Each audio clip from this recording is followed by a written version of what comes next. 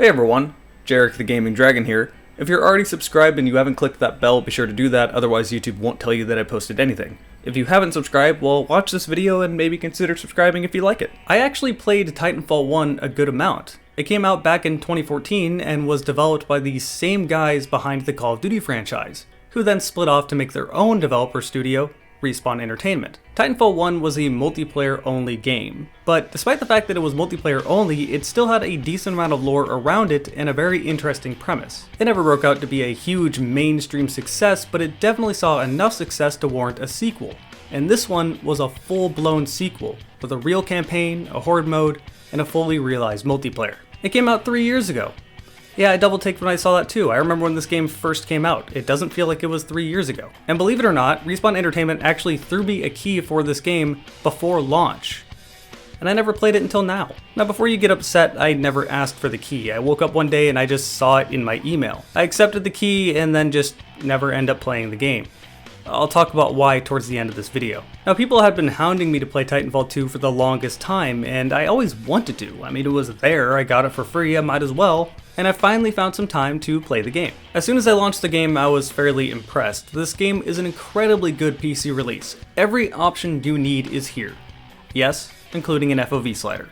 But there's plenty of options that don't even need to be there, and this game just runs flawlessly. Now, a lot of people rave about how amazing it is that they managed to make the Source Engine look like this, but I gotta be that guy. The Source Engine has been changed so much for Titanfall 2 that this is basically not the Source Engine at this point. Titanfall 2's engine is to Source, as Gold Source is to Source, if that makes sense. Obviously, the original Source Engine couldn't look this good, but it's kind of strange that they decided to take the Source Engine and use that as its base. Regardless, this is a very pretty game. Textures are high quality, animations are smooth, sounds are very clear and you can easily tell which direction they're coming from. Lighting looks believable, but most importantly of all, this game has an amazing art direction. The lore surrounding Titanfall is one of the strongest I've seen in a long time. Seeing these giant canyons, clouds off in the distance, the wildlife. In fact, I actually would have liked to see more of the wildlife. If my memory serves me correct, there was only 2 different species that I saw. The first are these dog-like creatures that you see right at the beginning of the game, and the second are these wyvern-style creatures. Both of these are intriguing and don't just feel like someone shoved a real animal into a video game and called it good. Respawn is clearly giving their artists some freedom to design what they want, and it really shows. And as mentioned before, everything else really sells it. The game looks good and the animations are very smooth. Like I said, I would love to see more of the Titanfall world in a campaign sort of way.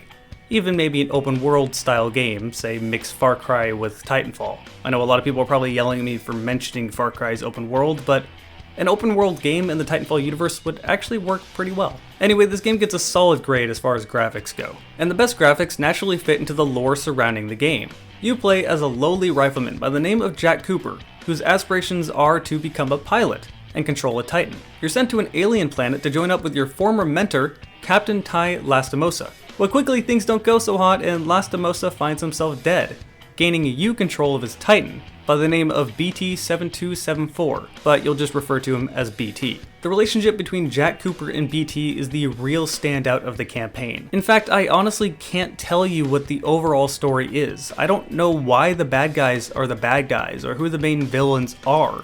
And to be frank, as I was playing, I kind of didn't really care. The conversations between Jack and BT are endearing, to say the least. You don't think I'm that stupid, BT? Undetermined. I will not know the full extent of your brain function until we establish a neural link. Okay, pilot. Hell yeah. I'm on a hot streak. Your vitals do not indicate a temperature problem. Do you wish for me to investigate this hot streak sensation further? It's just an expression, BT. It means I've been killing a lot of enemies quickly. Understood. I have added hot streak to my vocabulary. I have had numerous hot streaks within the past 38 standard hours. BT, being a robot, doesn't necessarily understand humor very well, however he seems to be programmed to sort of learn what's going on. You form a very real connection to BT, not just as a character in-game, but as a player. You really will like this Titan, and he's very entertaining. However, it's more than just the brilliance of the writing behind Titanfall 2. You obviously are going to gain control of BT, and you're going to be playing in this mech throughout a lot of the game. In this mech, you will overcome many different obstacles, many different villains, and many different bosses. If you want to make your player feel some sort of connection to something, give them a constant throughout the game that they will actively want to use. And BT is exactly that. I've never quite been a mech guy myself, but I found myself really wanting to play in this mech as I played through the game. And this is really high praise because, as I said, I honestly have no idea what was going on in the overall story. Why am I on this planet? Who are the bad guys? Why are they the bad guys? What are they doing? The whole time you're chasing after something called the Ark. What is the Ark? What does it do? Why does this matter? These are questions that are vaguely answered, but never directly answered. This is the point where I know someone's going to tell me, well, if you just read this book or look at this comic, you can understand the plot entirely, so it's your fault for not figuring it out. That's a bunch of bullshit, and I hate it when people say that. A good story needs to be self-contained, understandable without needing to read outside sources. This is a lot of the reason why Halo 5's plot is so terrible. Not only is it just kind of all over the place, but they expect you to have read all the Halo books to know who these characters are. They expect you to just understand what's happening. Titanfall 2's strength is that it focuses on the immediate story with the characters that you're following rather than the overall story. And it works out fine. It would have been nice to really know what was fully going on, but you know, I'm not really complaining, it worked fine. I'm not going to be giving you any spoilers in case you haven't played Titanfall 2's campaign, but what I can say is that if you care about story, Titanfall 2 is definitely worth playing. But how's the gameplay? Well, it's very similar to that of the original Titanfall, but a lot more polished. If you're still new to the Titanfall franchise, movement is very big, but it's also incredibly easy. All you have to do is jump at a wall and suddenly you're wall running. You also have a regular double jump, and pilots have a natural cloak feature. You have lots of movement tools at your disposal and an extra cloak, so this game does give you things to play with right away. And when I say right away, I really do mean right away. There is a group of people dedicated to speedrunning the tutorial of the game alone. I guess this shouldn't really be a surprise because the same thing can be said about Call of Duty 4's tutorial. These are actually incredibly good tutorials. They give you everything you need to know about the game and give you a goal. Do it as fast as you can. If you want a good tutorial, do something like this. It doesn't treat the player like a complete idiot. Advanced players can blow right through it, and new players can kind of understand how the game works. Bottom line, this tells you everything you need to know about the game. You have a goal, a way to achieve said goal, and mechanics to get better at. Titanfall 2 is a classic case of easy to pick up, difficult to master. That's mostly seen in the multiplayer, but let's talk about the campaign for right now. Map design for the campaign is some of the best I've seen in a very long time.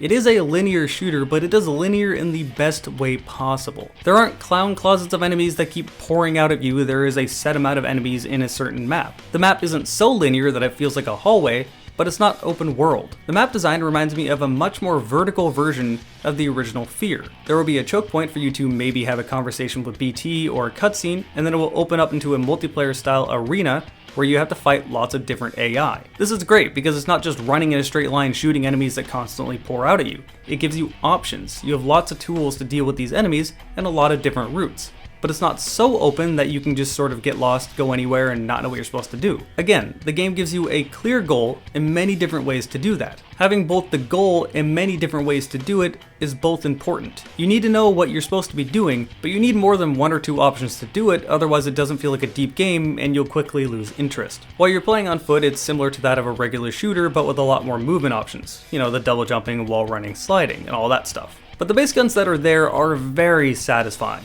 The reloading animations are incredibly smooth, their guns' sound effects are very bassy and sound like they have some punch to them, and enemies react accordingly when you shoot them. The weapons feel like they're interacting properly with the world around you, and that's very important for a first-person shooter. It doesn't matter how good the game is as a whole, if your core gunplay isn't fun, the game just isn't going to be good. And thankfully that is not the case here. This is some of the best gunplay I've seen in a very long time.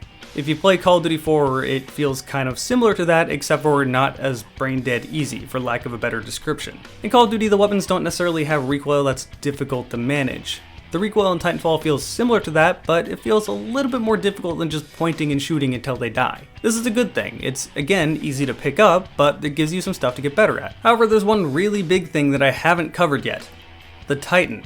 BT. Playing in the Titan is a very different game, which seems pretty obvious. You're playing in a mech. Of course it's going to be different. But that's not necessarily what I mean.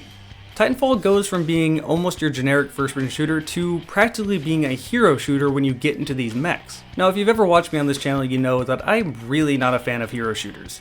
If you like stuff like Overwatch, you know, that's perfectly fine, you do you, but what really makes me annoyed is when hero shooters find their way into the shooters that I originally liked. For example, everything involving Black Ops 4. That's a lot of extra stuff that doesn't need to be there, and I feel like it ruins the game. Adding extra heroes adds for a bunch of RNG, you can't really predict what hero they're going to have, then it adds a rock, paper, scissors element to this hero combating this hero. It's annoying. In my opinion, everyone should have the same things, and may the best player win. This is why I like Halo so much. But that said, the whole idea behind the Titans in Titanfall is brilliant. It adds sort of hero shooter elements, but the Titans are obviously stronger than a regular shooter, so it's accepted. And it doesn't muddle down the base first-person shooter experience. It's still the same shooter you've played before, but with some extra movement. But then you get into a Titan, and it changes pretty drastically. Every Titan has its own loadout and abilities. They all have different health, different speed, different guns. You understand why I compared it to a hero shooter now when it came to the Titans specifically. However, unlike the other games where I hated that, I actually loved it in this game. It made me want to experiment with these loadouts without feeling like the base game was destroyed. I liked most of them, but I will say my personal favorites ended up being Ronin, who is a giant blade-wielding mech. This is probably the weebiest thing in the game, but for some reason I loved how this felt. And honestly, it didn't feel like you were holding a giant blade as much as it felt like you were beating the shit out of people with a giant piece of metal. This was just so satisfying. Then my other second favorite is Ion. You fire giant lasers. Of course I like this. I can't imagine where you've seen something like this before. My point being is that this adds a lot of variety into the game. There's a whole new element to it without ruining the base game. Learning these Titans is important because you'll be fighting many of them throughout the campaign. In fact, all of the bosses will be in their own Titan, and all of the bosses have a colorful character to them as well. And I think I've summed up the game pretty well. It's very fun, it's basic to pick up, but ends up being deep when you really start learning what's going on. You can easily invest in the characters, the world is immersive, and overall, it's a great experience. Unfortunately, I'm not really going to be going into the multiplayer because I simply just don't have the time to dedicate to that. If I'm going to make a proper analysis for a multiplayer game, I need to be experienced enough to actually talk about the game. And when I say experienced enough, I mean knowing everything in the current meta. How does every single gun work? What's their strengths? What's the current best guns in the game? What's the power positions of every single map? What's the current meta involving what Titan beats what Titan, or what's the best Titans in the game? These are things that you can only really learn after playing the game for hundreds of hours. Multiplayer games, when it comes to PvP, really do require and reward time and dedication. Sure, the base point is, did you have fun? But if I'm talking about a game and analyzing what makes the multiplayer tick, I really need to know about it. For example, if I wanted to make an analysis video on Super Smash Bros. Melee, but I only put about 5 or 6 hours into the game, and then I start talking about how Roy is one of the better characters in the game because of his F-Smash, yeah, it would be pretty obvious that I'm not qualified to make that video. A lot of other people have made videos about why Titanfall 2's multiplayer is so good, so I'll let you just watch theirs instead. There's also a horde mode, but I didn't really put enough time into that either. Maybe I'll do that in the future. Now, Titanfall 2 got a bit of a resurgence with Apex Legends coming out, but still this begs the question, why didn't more people play Titanfall 2? Why didn't I play Titanfall 2 and I got the game for free before launch? Well, it really comes down to two different things. The first one is that they just didn't advertise the game very well. But the second one, and the more important one, is that the launch period was awful. The reason I didn't play the game is because it came out at the same time as Battlefield 1, and I was more invested in Battlefield. This also came out around the same time as the yearly Call of Duty and many other games, and I feel like this is the biggest reason why more people didn't play Titanfall 2. As for retaining players, the game has a really big skill gap. So the people that really like this game, but that creates a problem where people are simply a lot better than you are. For me, I love this in a game, but I can understand why the casual audience didn't quite get into it. Still, I've never heard anyone say anything other than praise for this game, and after playing it, I completely see why. Titanfall 2 is a fantastic game, and even if you only care about campaign, it's definitely worth playing. That about sums up my video on Titanfall 2. I know a lot of you have really wanted me to make a video of this for a very long time, so I hope you enjoyed it. Thanks to everyone that hung out with me over on Twitch. You guys seem to really want to see this game. My Twitch is twitch.tv/Jarek4GamingDragon. If you subscribe on Twitch, you'll get to see my videos one day ahead of time. Same thing goes for my patrons over on Patreon, which you can click in the bottom right. Thanks all of you guys for watching again, and I will see you next time.